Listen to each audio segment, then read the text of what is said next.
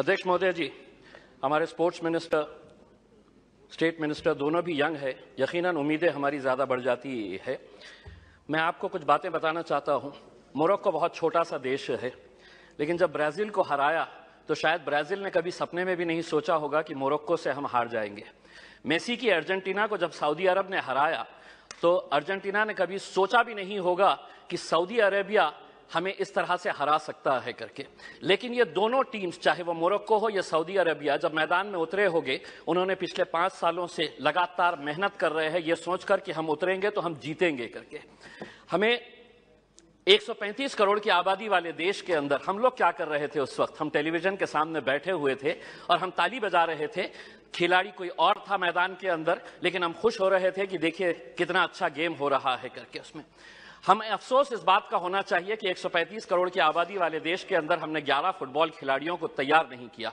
उस दिन सारे देश ने इस बात का चिंतन किया और हमने भी सोचा, यकीनन आपने भी सोचा होगा कि कहीं ना कहीं कुछ हमारी खेल नीतियों के अंदर कुछ बदलाव लाने की जरूरत है, वरना 135 करोड़ देश की आबादी अगर हम एक टीम तैयार नहीं कर रहे हैं तो कुछ ना कुछ कहीं ना कहीं गलत हो रहा है। इस बात का एहसास हुआ है और शायद वही एहसास को लेकर आज हम सभी लोग यहां पर इकट्ठा हुए हैं। मंत्री जी, मैं आपसे पूछना चाहता हूं, यूएस और चाइना ऐसा क्या कर रहा है कि उनके खिलाड़ी मैदान के अंदर उतरते हैं? कोई भी इंटरनेशनल इवेंट जब ऑर्गेनाइज होता है तो उनके खिलाड़ी गोल्ड ऐसे ही हंसते हंसते लेकर चले जाते हैं। हम एक गोल्ड अगर लेके आ जाते हैं तो पूरा देश सेलिब्रेट करता है, बल्कि प्राइम मिनिस्टर ले लीजिएगा, पूरे मिनिस्टर्स ले लीजिएगा, पूरे चीफ मिनिस्टर्स उसका जश्न मनाते हैं, जबकि हमारे पास पोटेंशियल इससे ज्यादा है। कहीं ना कहीं हम कुछ ऐसा नहीं कर पा रहे हैं वो कर रहे हैं करके। वो क्या कर रहे हैं?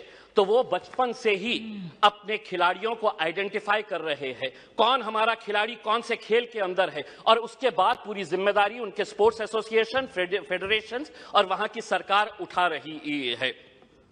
हमें मंत्री जी हमारे शॉर्ट टर्म गोल्स और हमारे लॉन्ग टर्म टारगेट्स क्या होने चाहिए, इसको आइडेंटिफाई करने की जरूरत है। मंत्री जी, मैं आपसे अनुरोध करना चाहूंगा, एक सर्वे करवाइएगा पूरे देश के अंदर कि कितने ऐसे स्कूल्स है कि जहां पर स्पोर्ट्स टीचर्स मौजूद है।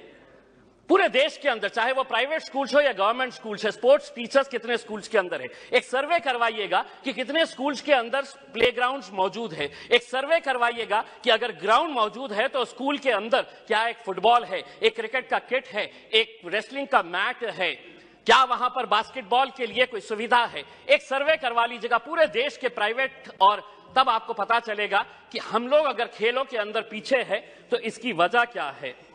अध्यक्ष महोदय, मैं आपसे के जरिए मंत्री जी से यह अनुरोध करना चाहूंगा, 75 साल देश के आजादी के हो गए हैं, हम वैसे भी करोड़ों रुपया ऐसे वैसे कामों के ऊपर खर्च कर रहे हैं। मंत्री जी ये जिम्मा उठाइएगा कि 75 साल देश की आजादी के मौके के ऊपर हम हर स्कूल को एक स्पोर्ट्स किट प्रोवाइड करेंगे, जिसके अंदर एक फुटबॉल रहेगा, एक रेसलिंग का मैट रहेगा, एक बैडमिंटन के लिए, वॉलीबॉल के लिए जो नेट लगता है वो रहेगा। अध्यक्ष महोदय, एक मिनट, मैं सिर्फ सुझाव दे रहा हूं, और उसके ऊपर लिखिएगा कि अगर खेलेगा इंडिया तो जीतेगा इंडिया। उसके ऊपर आपकी तस्वीर लगाइए, आदरणीय पंतप्रधान जी की तस्वीर लगाइए, और एक 75 साल का तोहफा बोल के देश के तमाम स्कूल्स को आप ये दीजिएगा। हर राज्य के अंदर 4 कम से कम स्पोर्ट्स यूनिवर्सिटीज होनी चाहिए। मेरे शहर के अंदर थी, पूना वालों ने उठाकर उसे पूना लेकर चले गए।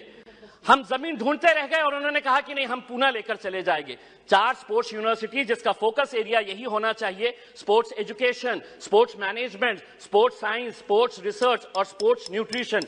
मैं मंत्री जी आपको बताना चाहता हूं, औरंगाबाद के अंदर एक स्पोर्ट्स अथॉरिटी ऑफ इंडिया का साई का एक्सीलेंसी सेंटर है। आज तक करोड़ों रुपया आपने खर्च किए हैं उसके ऊपर, लेकिन कोई भी एक इंटरनेशनल लेवल का वहां पे इवेंट ऑर्गेनाइज नहीं किया गया है। आप खेलो इंडिया के जरिए आप अंडर 17 के टैलेंट को आप आइडेंटिफाई करते हैं, हम उसका स्वागत करते हैं। उसी तर्ज के ऊपर अगर स्कूल गेम्स फेडरेशन, अध्यक्ष सिर्फ एक minute, school games federation of India को यह जिम्मेदारी देते हैं कि आप अंडर 14 के जितने भी टैलेंट है उसको आइडेंटिफाई करिएगा।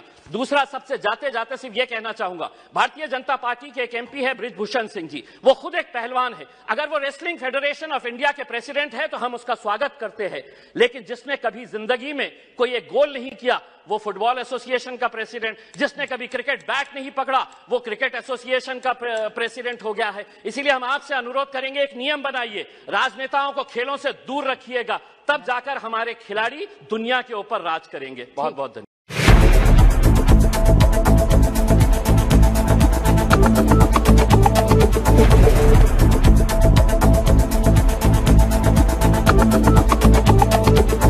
Thank you.